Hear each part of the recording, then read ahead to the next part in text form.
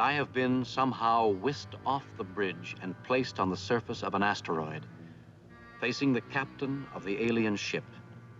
Weaponless, I face the creature the Metrones called a Gorn.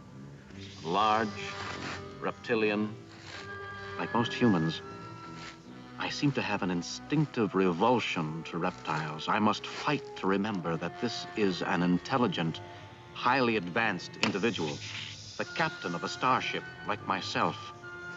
Undoubtedly, a dangerously clever opponent.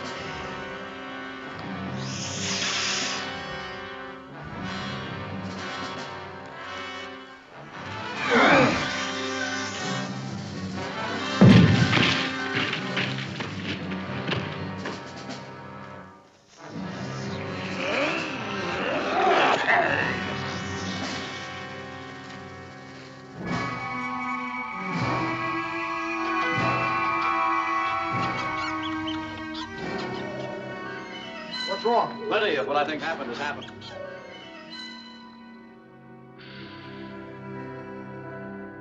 Guard, is that door secure? Yes, sir. Nothing could get in. Good. Open it.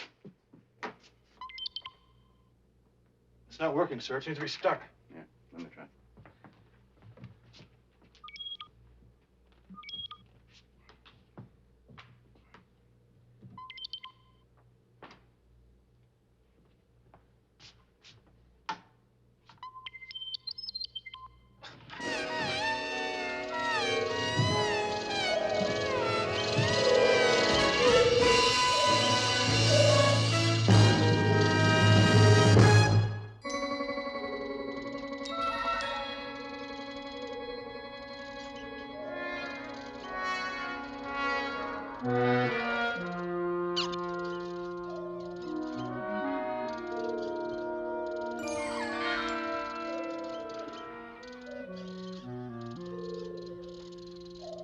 They seem to be gorged. Gorged? On my grain? Kirk, I am going to hold you responsible. There must be thousands of them. Hundreds of thousands. 1,771,561. That's assuming one tribble, multiplying with an average litter of 10, producing a new generation every 12 hours over a period of 3 days. And that's assuming that they got here 3 days ago. And allowing for the amount of grain consumed and the volume of the storage compartment. Kirk, you should have known. You are responsible for turning the development project into a total disaster. Mr. Barris. And I am through being intimidated, Kirk. You have insulted me. You have ignored me. You've walked all over me. You have abused your authority, and you have rejected my requests. And this is a result. I am going to hold you responsible, Mr. Kirk. Barris, I'll hold you in irons if you don't shut up. Jim, I think I've got it. All we have to do is quit feeding them. We quit feeding them, they stop breeding. Now he tells me. Captain, this tribble is dead. And so are these. A lot of them are dead. A lot of them are alive, but they won't be for long. The logical assumption is that there is something in the grain. Yes, bones. I want the tribbles, the grain, everything analyzed. I want to know what killed these tribbles. I haven't figured out what keeps them alive yet. All right, if I find out anything, I'll let you know. That isn't going to do you any good, Kirk. This project is ruined, and Starfleet is going to hear about it. And when they do, they will have a board of inquiry, and they will roast you alive. Yes, and I am going to be there, Kirk, to enjoy every minute of it. Yes, until that board of inquiry, I'm still a captain. And as captain, I want two things done. First, find Cyrano Jones. And second, close that door. I'm so frightened, Captain. I'm so very frightened. That's the way they want you to feel. Makes them think that they're alive. I know it. But I wish I could stop trembling. Try not to think of them.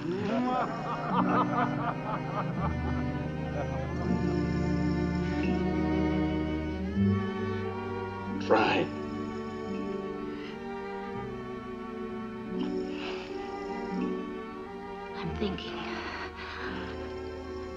I'm thinking of all the times on the Enterprise when I was scared to death. And I would see you so busy at your command. And I would hear your voice from all parts of the ship. And my fears would fade. And now they're making me tremble.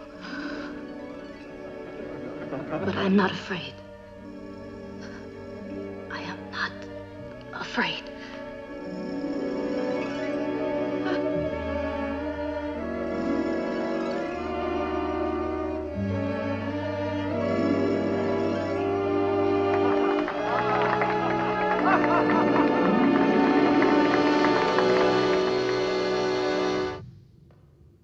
Found the unit in there. It's in pretty good shape.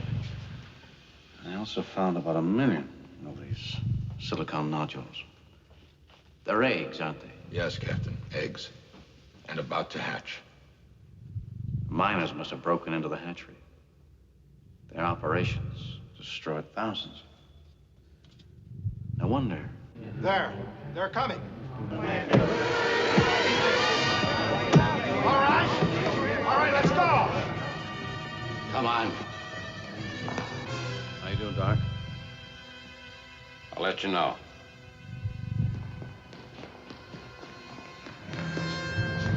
All right, let's No, don't fire! Kill it! First man that fires is dead. That thing has killed 50 of my men. And you've killed thousands of her children. What? Those round silicon nodules that you've been collecting and destroying, they're her eggs. Tell them, Mr. Spock. There have been many generations of Horta on this planet. Every 50,000 years, the entire race dies, all but one, like this one. But the eggs live. She cares for them, protects them. And when they hatch, she is the mother to them, thousands of them.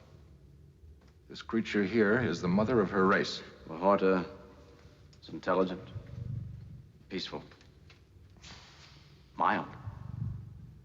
She had no objection to sharing this planet with you until you broke into her nursery and started destroying her eggs. Then she fought back in the only way she knew how, as any mother would fight when her children are in danger. We didn't know. How could we? But you mean if these eggs hatch, there'll be thousands of those things crawling around down here? This is where they live. They digest rock. They tunnel for nourishment. And they are the most inoffensive of creatures. They harbor ill will toward no one. Oh, look, we have per diem to deliver. Yes, I know. Here's your circulating pump. You've complained that this planet is a mineralogical treasure house if you had the equipment to get at it. Well, gentlemen, the Horta moves through rock the way we move through air, and it leaves tunnels. The greatest natural miners in the universe, seems to me, that we could make an agreement, reach a modus vivendi. They tunnel, you collect and process. And your process operation would be 1,000 times more profitable.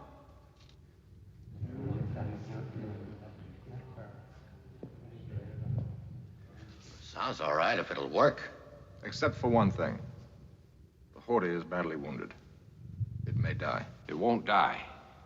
By golly, Jim, I'm beginning to think I can cure a rainy day. Can you help? Helped it? I cured it. How? Well, I had the ship beam down 100 pounds of that thermoconcrete. You know, the kind we use to build emergency shelters out of? It's mostly silicone. So I just troweled it into the wound, and it'll act like a bandage until it heals. Take a look.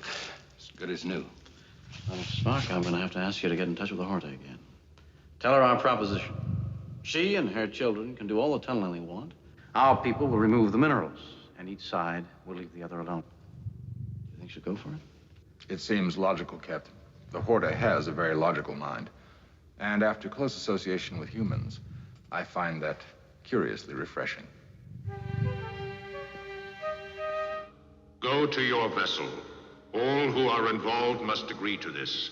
After all these centuries, we can wait a few more hours. And what if we should decide against you? Then you may go as freely as you came. You're going to what?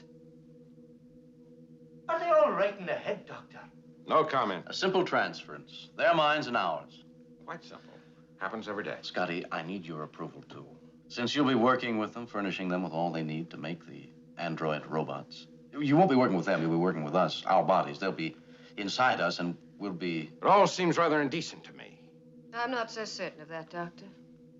It is scientifically fascinating. Once inside their mechanical bodies, Engineer, they can leave this planet, travel back with us. With their knowledge, mankind could leap ahead 10,000 years. Bones, they'll show us medical advances, miracles you never dreamed possible. Scotty, engineering advances, vessels this size, with engines the size of walnuts. Oh, you're joking. No, he's not. They're giants, and we're insects beside them. They could destroy us without meaning to. And all he wants is the body of our captain. And our second in command, too. Coincidence? They selected us as the most compatible bodies. What's your attitude on that, Doctor?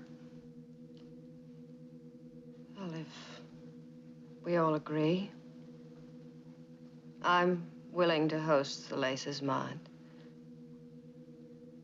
I'm a scientist.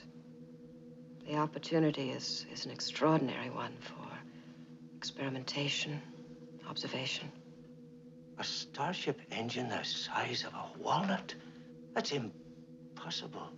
But I don't suppose there'd be any harm in looking over diagrams on it. Bones, you could stop all this by saying no. That's why I called you all here together. We'll all be deeply involved. It must be unanimous.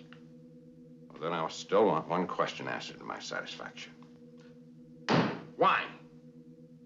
Not a list of possible miracles, but a simple, basic, understandable why that overrides all danger. And let's not kid ourselves if there is no potential danger in this. They used to say if man could fly, he'd have wings. But he did fly. He discovered he had to. Do you wish that the first Apollo mission hadn't reached the moon, or that we hadn't gone on to Mars and then to the nearest star?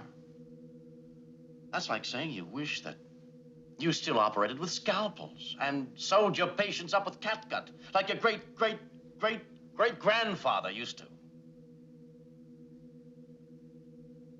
I'm in command. I could order this. But I'm not. Because Dr. McCoy is right in pointing out the enormous danger potential in any contact with life and intelligence as fantastically advanced as this. But I must point out that the possibilities, the potential for knowledge and advancement is equally great.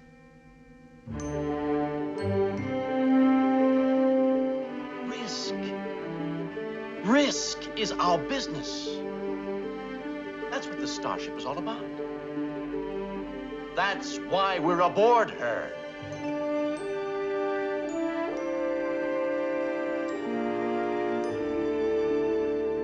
You may dissent without prejudice.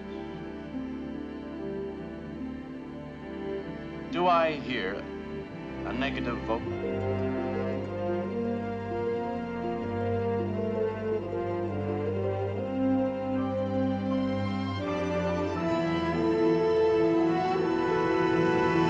Engineer, stand by to beam aboard 3 receptacles.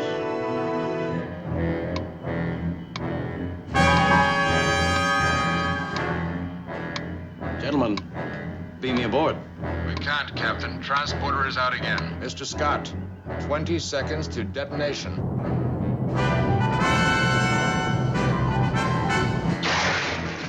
Mr. Scott. Mr. Scott.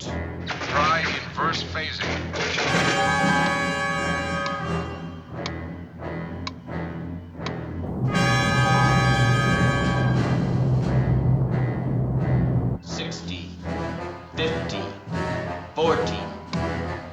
Gentlemen, I suggest you beam me aboard. 10, 9, 8. Mr. Scott. 6. Try her now, Mr. Kyle. 5, 4.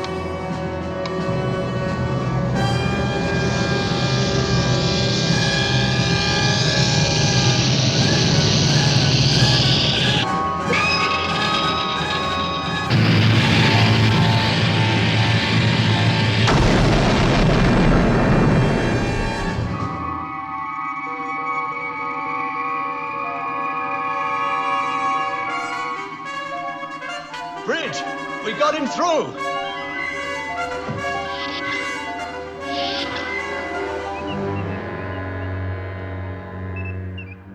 Energy output 0. Radiation level normal.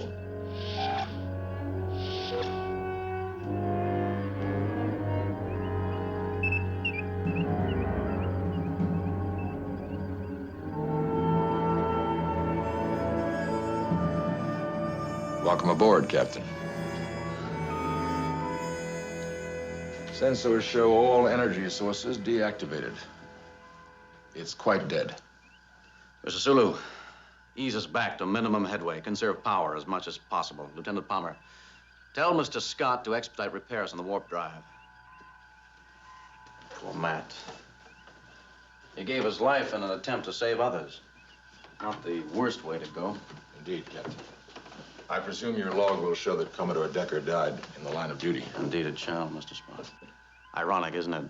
Way back in the 20th century, the H-bomb was the ultimate weapon, their doomsday machine. And we used something like it to destroy another doomsday machine. Probably the first time such a weapon has ever been used for constructive purposes. Appropriate, Captain. However, I can't help wondering if there are any more of those weapons wandering around the universe. Well, I certainly hope not. I found one quite sufficient.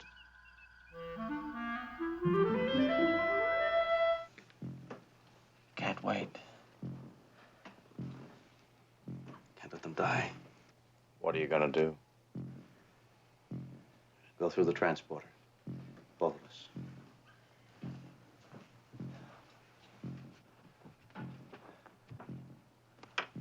There's nothing I can do to stop you.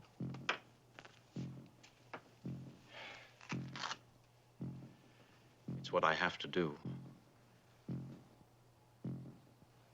It's what I have to do. What we have to do.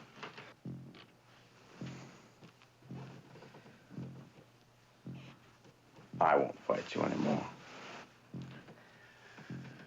Oh, I feel so weak. I'll be glad when this is over.